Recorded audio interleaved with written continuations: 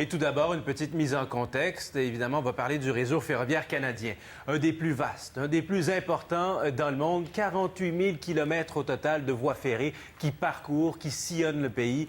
C'est énorme. Et on va voir aussi dans la prochaine carte qu'on va apercevoir à l'instant même qu'il y a surtout deux grands géants qui ont historiquement prédominé ce paysage. On le voit, les petites lignes roses et bleues, Canadien Pacifique et Canadien National. Au fil des ans, ces deux grandes compagnies décident de se défaire de petits réseaux plus marginaux, moins rentables. On va changer de carte et on va voir où se situent ces réseaux-là qui sont surtout dans l'est du pays. C'est des réseaux axe nord. Et c'est là qu'entrent en scène des petites compagnies comme MMA qui vont tenter de rentabiliser donc ces réseaux ferroviaires avec notamment au départ du transport de bois. Mais là, le pétrole et le gaz de schiste entrent en ligne de compte il y a 3 ans environ. Et on va passer à une prochaine carte que je vais générer ici pour vous.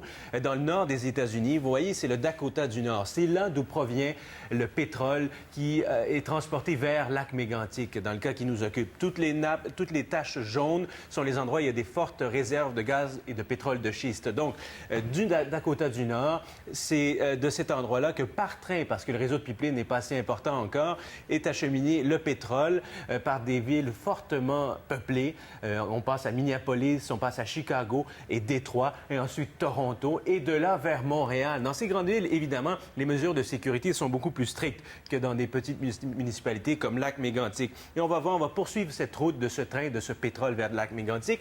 Montréal, vous le voyez ici, c'est à cet endroit qu'on assemble les 73 wagons qui vont se diriger dans la nuit de vendredi à samedi de la semaine dernière vers Lac-Mégantic. De là commence cette ligne rose qui désigne MMA et son travail et son réseau. Ça commence à Saint-Jean, Iberville, Farnham. On se rappelle qu'à Farnham, la ville, le conseil municipal a voté en faveur de la suspension des activités de MMA. Poursuivons notre route.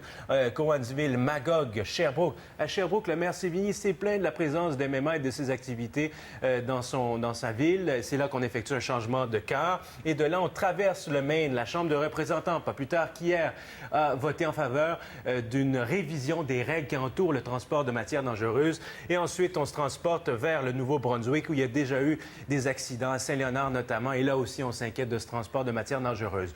Tout ça s'effectue avec un équipement de plus en plus vieillissant pour rentabiliser, pensent certains, donc ce type de transport de marchandises. On voit ici ce fameux wagon-citerne, c'est le DOT 111, DOT 111.